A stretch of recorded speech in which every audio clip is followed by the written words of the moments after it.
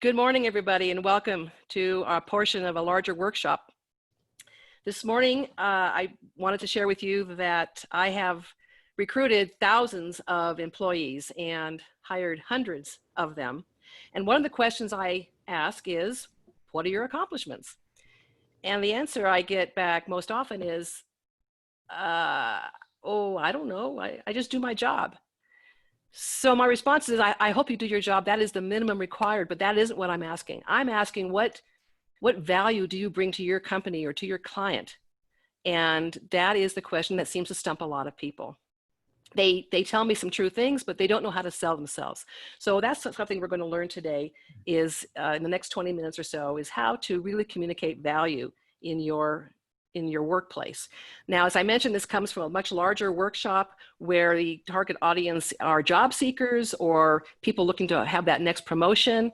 So the most important takeaway for that is how to launch a job search in 5 steps. And that's a scalable workshop up to 3 days. But the MIT today is to inspire you to communicate your value. And hopefully we'll have fun doing it too. Okay, so in the larger workshop, these are some of the goals, and you'll notice that the first day does focus a lot on the resume itself.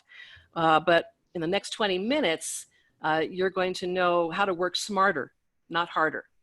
And we'll focus on the highlighted areas. So you'll learn more about what your ideal job is for everybody in this session. You'll learn what every employer looks for, regardless of the job, and how to communicate value. In other words, how to sell yourself.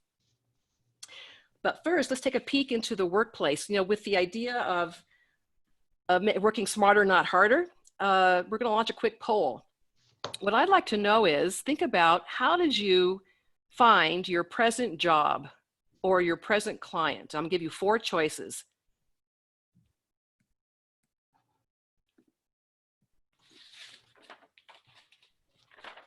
Wow. So I only see 1 person. Ray, are you going to do it?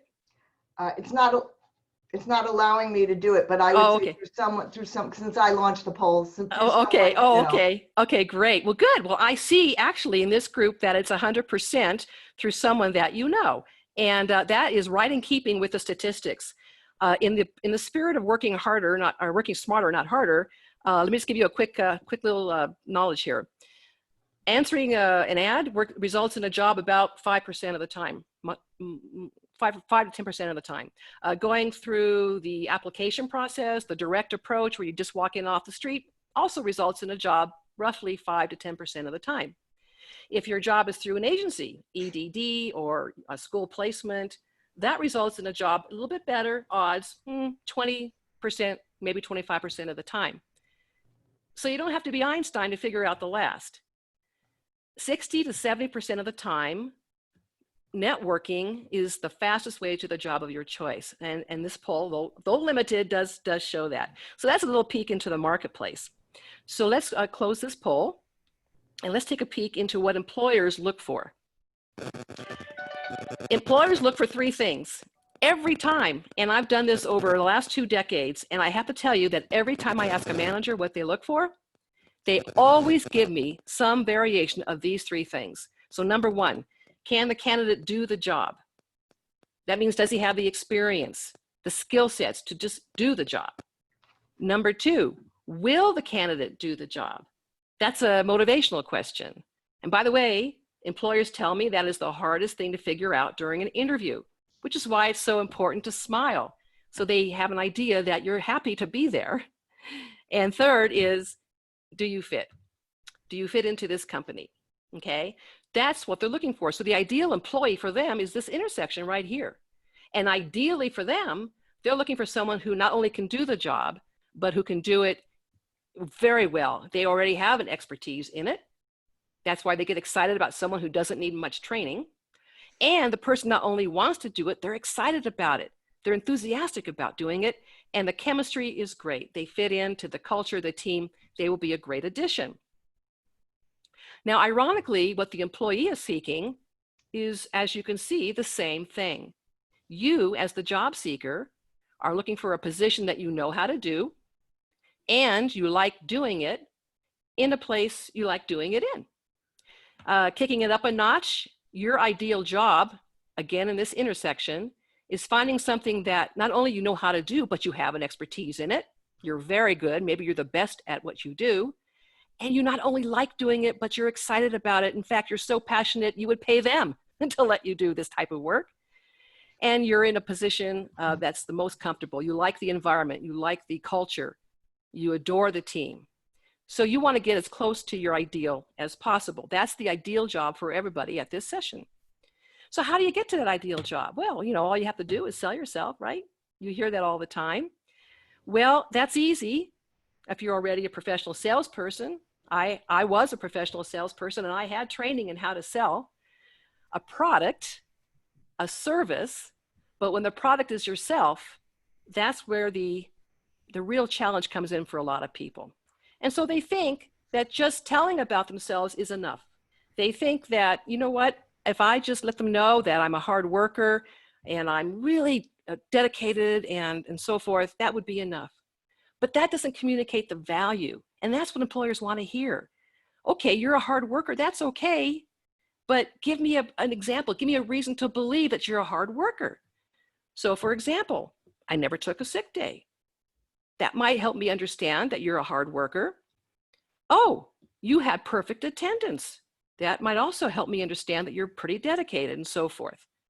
So telling versus selling. Telling is okay. Selling kicks it up a notch. Selling is really the way to help communicate value. And that's what you want to do during an interview, or when you're interviewing with a client to get that client, or maybe you want that next promotion. That really helps the person understand the value you bring.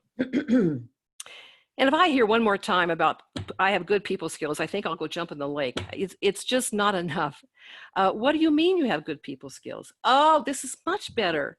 Oh, okay, so you gave me an example. In fact, in this example, not only did this person give me an example, they solved it. They addressed it. That makes it stronger. So if you are able to communicate, not only was this challenge I had, but I solved it. That makes it even stronger. Okay, so what I find interesting is that when I ask people about accomplishments, they can't seem to define it for themselves. They just don't understand what I'm asking. They just do their job, they say. So let me ask you, in the chat window, why don't you give me your definition of what an accomplishment is? And I'll just give you 30 seconds or so to do that. What is your definition of an accomplishment? Okay, very, very good. I see that you have a good idea of what an accomplishment is. So let me tell you the broadest definition. Good job. So anything, you're right, anything you've done that you're proud of, that's the broadest definition of it. However, in the business world, we go a step further. It's anything you've done that you're proud of and it's helped your employer in a positive way, okay? I have to tell you that when I hear people tell me their accomplishments in this way, it is a very powerful way for them to communicate their value and sell the truth about what they've done. So some of these accomplishments are really easy to spot.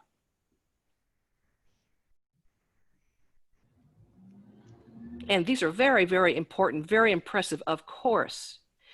But sometimes, because we tend to take ourselves for granted, there's so many accomplishments that we forget about or don't even realize. And those are like undiscovered gems, okay? So how do you uncover those gems? Well, there's a great technique I'll share with you in the next couple of minutes. And I want you to start thinking about one particular situation, because we're going to do this together, a situation or a challenge you faced either on the job, or it can be at home, or it can be at school, or in this program that you faced, and you're going to jot it down. So grab some paper and pencil or pen and come along with me on this journey. I call it CAR. CAR is an acronym. An acronym is an abbreviation you can pronounce. So I call it CAR because if you follow this formula, it puts you in the driver's seat every time.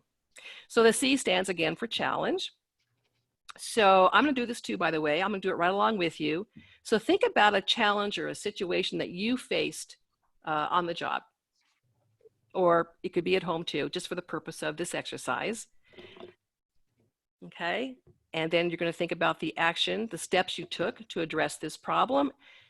And hopefully you have some positive results. If you get down to the results and you think to yourself, oh, no, man, that didn't work out.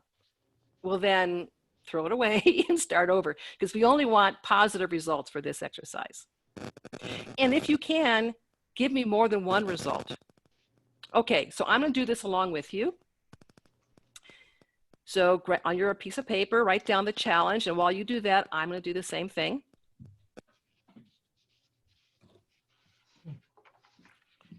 This was my challenge. I had to put on a workshop for employees who had just been laid off. And the next person they saw was me.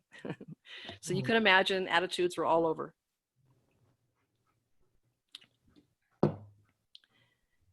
Yeah, that was how it was. Okay. If you've had a chance to write down your problem, and by the way, I've had people tell me, I can't think of any challenges that I can't think of any problems at work.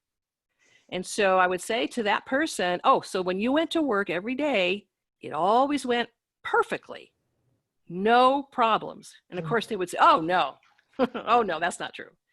So pick one of those times and tell me about it. Okay, so now if you did write that down, give me the action that you took to address that problem. And sometimes it's easier to think of it sequentially for some people. Well, what was the first thing I did? What was the second thing I did? And so forth. Here's my action steps. I had a lot of things I did. And as I list my action steps, take a note and see that it all starts, each bullet point starts with a verb. So keep that in mind too, because when you take this particular exercise and you condense it to one statement, one accomplishment statement, you always want to start with a verb, because you're talking about an action you took. And of course, the best action words are verbs. And here's the second part of this exercise. So after you go through that challenge, action, results, the idea is to condense it to one bullet point, one statement. And you want to start with a verb.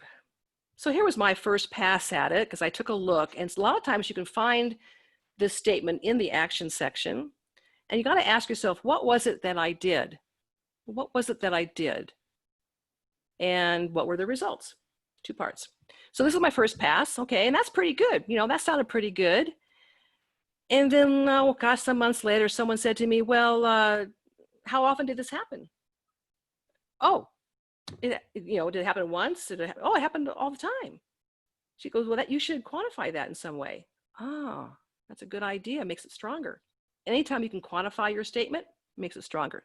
So I used a word to quantify it, and I added something at the end, as you can see, and that definitely captures more of what I did. But always ask yourself, can it be stronger? I don't know, that sounded pretty good. And then, gosh, a few months later, I was talking to a colleague who knows me, knows how I work, and she said, well, how long did it take you to do this? 6 months? A year? Oh, no, these were 1 to 3 day workshops. You did this in 3 days? Yeah. Huh. So now, and by the way, in the spirit of things, there's always room for improvement. When I was going through this presentation, I realized turning around something is transforming it. And that's exactly what I did. And it's a much stronger way to say it. So now I put that word in, and I just did that the other day. So there's always room for improvement as you look over your statements.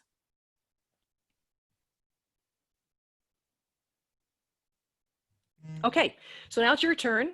I'm gonna put you in a breakout room, and let's take a look at what your statements, see if you can come up either with a problem with some action steps, or if you're really feeling good, try and put it into a statement starting with a verb. So let me put you in the, okay, so we come back. So did anybody have an accomplishment statement they'd like to share? Mm-hmm. I'll share mine. Okay. I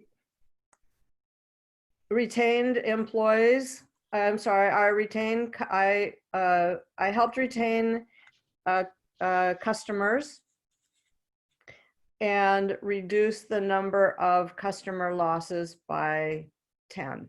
Okay, now that is very impressive. And I'm going to say that there's part of it is missing. So those are great results. So you chose to lead with the results. So what's missing is how did you do that? So when you go back, you want me to explain the whole thing? No. So when you go back to work on this particular statement, ask Yeah. yourself, what did I do? And the results were you had you reduced by 10 and you, Okay. yeah. So that would be the thing to do. And we can certainly do that offline for sure. And that would be something like she created a workshop, or she created a plan, or she demonstrated, or something with a verb. Is that what I'm hearing? Right. She would have to, in other words, you want to capture the essence of what it is you did. Okay. So those are wonderful results. So the only thing that's missing is how did you do that? So the first part, starting with the verb, exactly. Did you develop something? Did you create something? And you can, if you did have a chance, I know we had sort of a quick time, but if you have a chance, this exercise we spend in the larger workshop, gosh, 1 to 2 hours on it. And so people have time to really flesh it out, and they can kind of see, oh, I see what I did, and I see, and that helps you create the statement. So, but good job though, excellent results. Congratulations. Okay, so we're going to wrap it up. Real quickly, just another great thing about this exercise is that you can look at your action steps and really ask yourself, what qualities or traits did it take for me to accomplish this task? And the reason you want to do that is when the interviewer says, hey, can you tell me of a time when you were collaborative? Or how empathetic are you? Or what's your level of knowledge? Or give me an example of a time when you had to communicate in a difficult situation. Where's the answer to all these questions? Right here in one example. This is just one example. So it's a great way to do that. You can look at your results too and glean some more qualities from those as well. It's a great exercise, really helpful. Okay, here we go. So remember, when you're in a situation and you want to communicate value, sell it. Don't just tell it. And keep track. Don't wait till the last minute. Keep track throughout your career of all the wonderful things you've done. Don't take yourself for granted. In fact, put it in the hero file if you want to.